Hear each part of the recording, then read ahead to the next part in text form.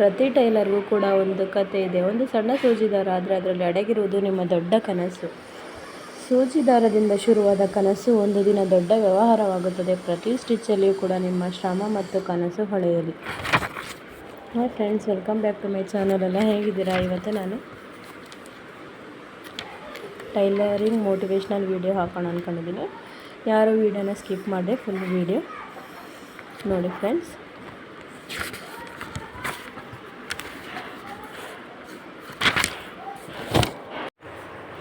ಜೀವನದಲ್ಲಿ ನಾವು ಏನಾದರೂ ಸಾಧಿಸಬೇಕಂದ್ರೆ ಮೊದಲು ನಮ್ಮ ಕೈಯಲ್ಲಿರುವ ಕಲೆಗೆ ಬೆಲೆ ಕೊಡಬೇಕು. ಟೈಲರಿಂಗ್ ಅನ್ನೋದು ಕೇವಲ ಹೊಲೆಯುವ ಕೆಲಸ ಅಲ್ಲ, ಇದು ಒಂದು ಕಲೆ, ಒಂದು ಸ್ವಾಭಿಮಾನ, ಒಂದು ಸ್ವಂತ ಉದ್ಯೋಗ. ಇಂದು ನೀವು ಹೊಲಿಗೆ ಯಂತ್ರದ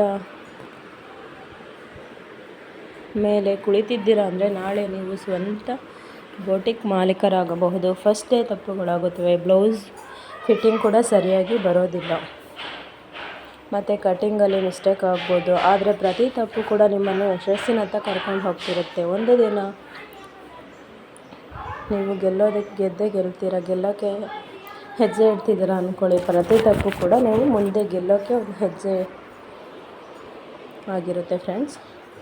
ಯಶಸ್ಸು ಅನ್ನೋದು ಒಂದೇ ದಿನದಲ್ಲಿ ಬರಲ್ಲ, ಆದರೆ ಪ್ರತಿದಿನ ನೀವು ಪ್ರಯತ್ನ ಮಾಡ್ತಾನೆ ಇದ್ದರೆ ಖಂಡಿತ ಯಶಸ್ಸು ಬಂದೇ ಬರುತ್ತೆ.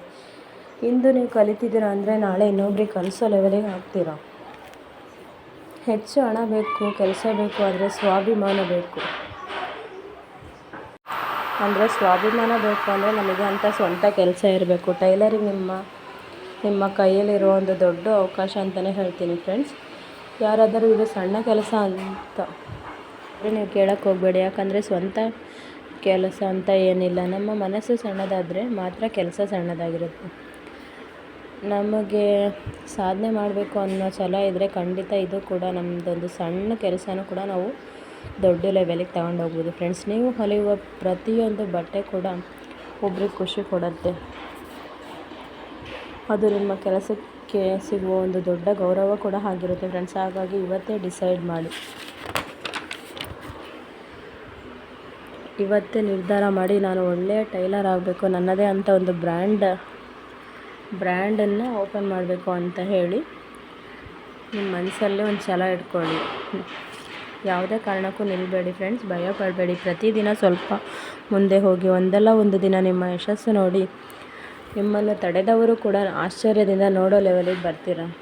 ಓಕೆ ಫ್ರೆಂಡ್ಸ್, ಇಷ್ಟೊತ್ತವರೆಗೂ ಯಾರೆಲ್ಲ ಈ ವಾಯ್ಸ್ ಓವರನ್ನು ಕೇಳ್ತಿದ್ರೋ ತುಂಬ ಥ್ಯಾಂಕ್ಸ್. ಹಾಗೆ ಸ್ಕಿಪ್ ಮಾಡಿ ಹೋದವರಿಗೂ ಕೂಡ ಧನ್ಯವಾದ ಹೇಳ್ತಾ ಈ ವಿಡಿಯೋನ ಮುಗಿಸ್ತೀನಿ. ಓಕೆ ಫ್ರೆಂಡ್ಸ್, ಬಾಯ್.